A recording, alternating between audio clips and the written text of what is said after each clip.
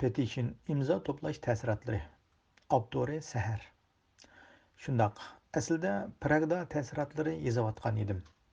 Xuddi go'zal G'ulji shahrida Uyg'urlarning g'urur daryosi hisoblangan Ili daryosi sharqdan g'arbga oqqandek Viltava daryosi eqib turadigan Chex Cumhuriyetining poytaxti Pragdan olgan ta'sirotlarim bilan Dünya Uyg'ur qurultiyining 7-ci navbatlik qurultiyidan olgan ta'sirotlarimni birlashtirib, go'zal bir ta'sirot yozishni Pragdan qaytish safarimda uzunga so'zilgan uchishlar jarayonida o'ylab qo'ygan edim.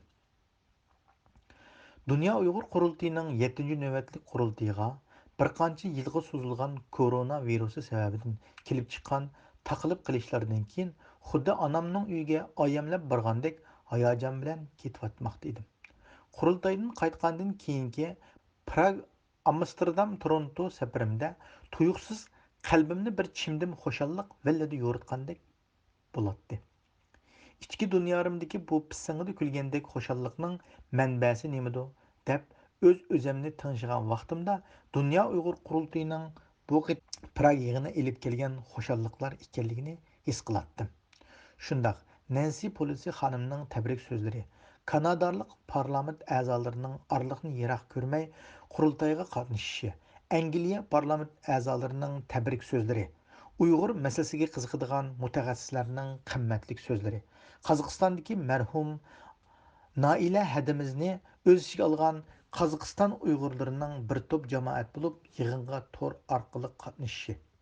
Qo'limdagi Dünya Uyg'ur qurultiyining 4 yillik xizmatlari tunishtirilgan 346 betlik kitobcha.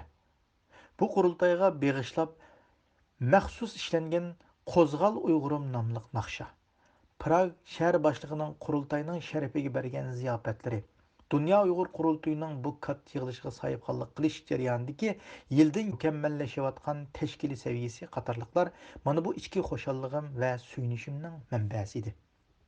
Ammo yaqinda Jan.org chiqarilgan Dünya Uyg'ur qurultayi Uyg'urlarga vakillik qilolmaydiganligini isbotlash maqsad qilingan imzo to'plash harakati, ya'ni bu harakatni başlatqanlarının tili bo'yicha aytganda xalq harakatining pilktisi hisoblangan bu imzo to'plashga nisbatan o'z ta'sirotlarimni yozish, Prag ta'sirotlari yozishda muhim ekanligini his qildim. Badanimning vijdon deb ataladigan bir alayda rayonda qandaqdir bir so'g'uq sezim paydo bo'lib, bir xil vahima, ansirash chirmashqa boshladi. Chunki xalq harakati degan ibora Uyg'ur tarixidagi eng qorong'u va vahshiyona bir tarix bo'lgan madaniyat zo'r inqilobiga tava bir ibora bo'lib, bu harakatning bosh rejissyori Mozdon edi. Xalq harakati degan bu oxiri chiqmas quyuntazning ichiga kirib qolgan har qanday bir millat o'z-o'zi bilan yaqsiqishib, choch yulishib, bir-birini qon qilishib, bir-birini bo'g'ishib yo'q qiladi. Xalq harakati demak oyga chiqmas jangi jidal cho'lligiga tashlab qo'yish degandan iborat edi.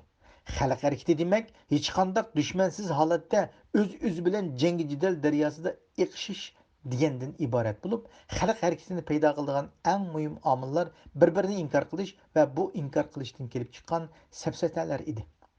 Uyg'ur xalqi tarixda bunda xalq harakatining qurboni bo'lgan bir millatdir. Dünya Uyghur Qurultayı'nın Prag'da içilgan 7. növbetlik qurultaydan keyin kelib chiqqan Dünya Uyghur Qurultayı'nın Uyg'urlarga vakillik qiladigan tashkilot ekanligini inkor qiladigan imzo to'plash harakatidan burun yana qurultay harpisida nimalarning bo'lganligini sharhlab o'tish muhim deb qarayman. Ba'zilar buningdan 11 yil burun 5-yo'l Urumchi qirg'inchiligi yuz berganda indigenous people ga homildor bo'lgan ekan. Tug'ush yevolganmi qandoq Tug'ushi yevolganmi qandaq oradan 11 yil o'tgandan keyin ya'ni dal Dünya Uyg'ur qurultayining Prag yig'ini harpisida indigenous people nomli bu majrochini operida qilibdi.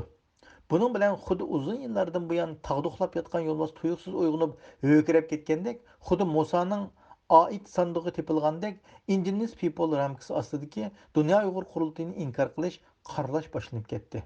Bu yil 11-oyning safsatasi indigenous people bo'ldi. Shuningdan boshlab bir safsata, yana bir safsatani tug'ib, oxirida bir safsata olganga yana bir safsata bekorlik holatga keldi.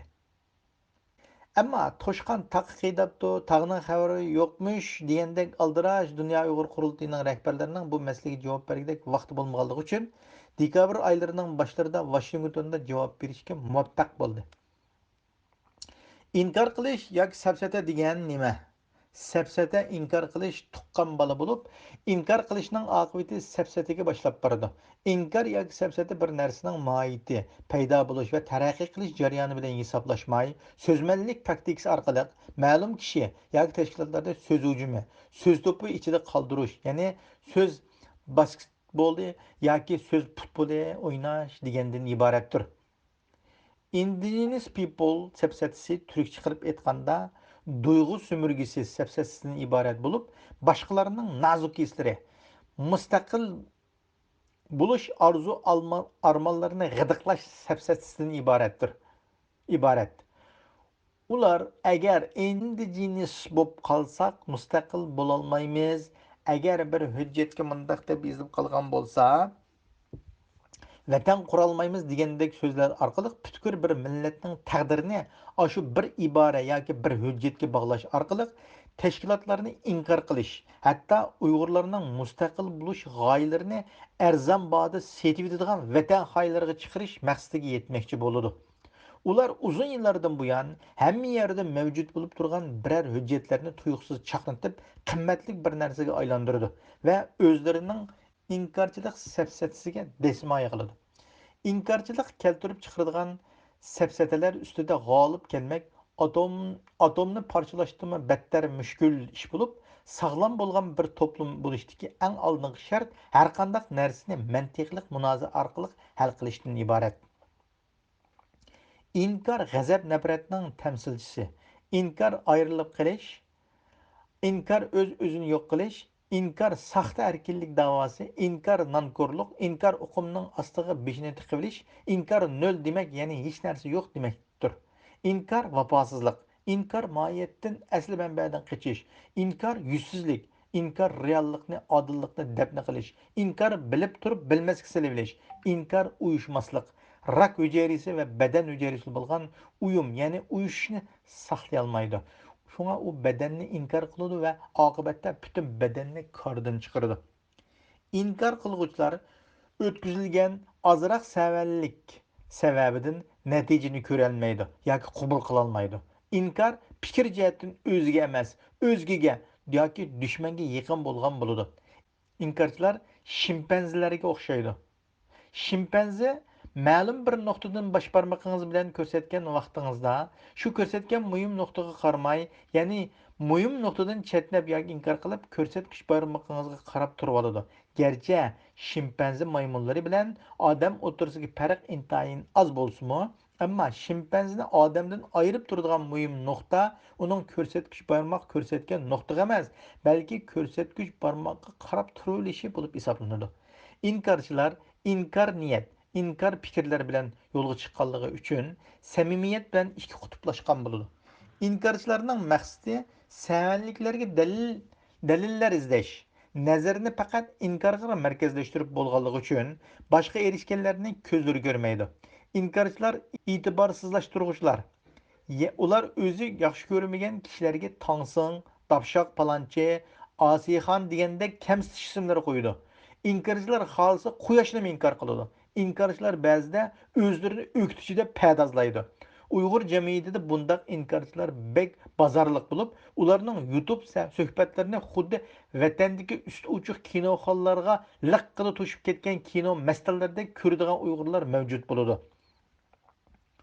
Dünya Uyghur Kurulduğu Uygurlarga vekillik kılalmaydı namlıq inkar imza başlanıp bir iki gün bulganda bu imza toplaşını başlatkanlarının bir buzuk var hedesi oturga çıkıp özlerinin imza toplaşki məqsədinin Dünya Uyghur Kurulduğunu ağdırıb etiş emasligini faqat Dünya Uyghur Kurulduğunun Uygurlarga vekillik kılalmaydıganlığını xalq hareketi arqılıq ispatlaş ekanligini oturga qoydu. Bu inkarni yani inkar arqılıq pədazlaş səfsətisi bo'lib hisoblanadi. İmza başlanıp 2-3 gün deyin bo'lganda ular ta'kidlayotgan xalq harakatining chaq piliga ta'tir cho'gilab qoldimi, o'zlariga shapaloq qilib urilib qoldi. Xalqning qattiq noroziligi bilan Chen O'rik Çenç Oruk bu imzanı taqib etdi. Keskin qilib aytish kerakki, Dunyo Uyg'ur qurultiyi Birlashgan Davlatlar Tashkiloti, Yevropa Birligi qatorliq yuqori darajali xalqaro organlarda Uyg'ur masalasini sifatlik va saviylik anlatayotgan Uyg'ur xalqining muajiratdagi eng oliy da'vo organi. Xuddi qarang'i o'nkurni yupurmoq bilan yapqili bo'lmaganiga o'xshash, bu haqiqatni inkor qilg'ili bo'lmaydi. Dunyo Uyg'ur qurultiyining ma'lum yildizi, da'vo tarixi va to'lagan nurg'un badallari bor. U xuddi Xitoyga o'xshash yoki Xitoydanmi oshirib siyosiy ugunish qilganligi bilan kishining gumonini qo'zg'aydigan, o'zi bilan yandosh tashkilotlarni Xitoy atalg'usi bo'lgan atalmish so'zi bilan ta'riflaydigan, o'zidan boshqa tashkilotlarni bo'libmi Dunyo Uyg'ur qurultayini inkor qiladigan hech qanday tashkilotga o'xshamaydi. Garchi inkorchilar o'zini o'qituvchi deb atalgan bo'lsa-mu, ammo ular quduq suyini indigenous people 60. Bette avtonomiya degandek zaharlar bilan zaharlagandan keyin ma'lum shaxs va tashkilotlarni xalqning nazaridan tushirishga boshlaydi hamda buniga yana o'zlari xalq harakati deb ism qo'ydi. İnkar oxirida xalqaro imzo safsatasiga berib tutishdi. İnkar va inkorchilar butunni ko'rolmaslik kasaliga mubtalo bo'lgan bo'lib, o'rmonliqning kuyayotgani bilan kori yo'q. Diqqatini sarangining kuyishiga markazlashtirdi. Ular atomning parchalaridek ushoq narsalarni izlab, hatto dengizning ostiga tushishga rozikin, umumiy millat manfaatlarini ko'rolmaydi. İnsoniyatga qarshi jinoyat, Uyg'urlarga qarshi irqiy qirg'inchilik yurgizayotgan Xitoyni amaliy harakati va amaliy ishlari bilan inkor qilishi Dunyo Uyg'ur qurultayini inkor qilg'iniga yetmaydi. Shundaq, bu yil noyabr inkorchi va safsatachilar uchun Indigenous People va Dunyo Uyg'ur qurulti Uyg'urlarga vakillik qilolmaydi nomli ikki mahsulotni fidoyi ekranda toza yayma qilib sotgan bir oy bo'ldi. Ko'p hollarda safsata so'z san'ati bilan kesishgan nuqtada bo'lib, so'zmanlik bilan jamoatni ma'lum narsaga ishontirish yoki qaymoqtirish ularning eng zo'r talanti hisoblanadi. Davomi bor.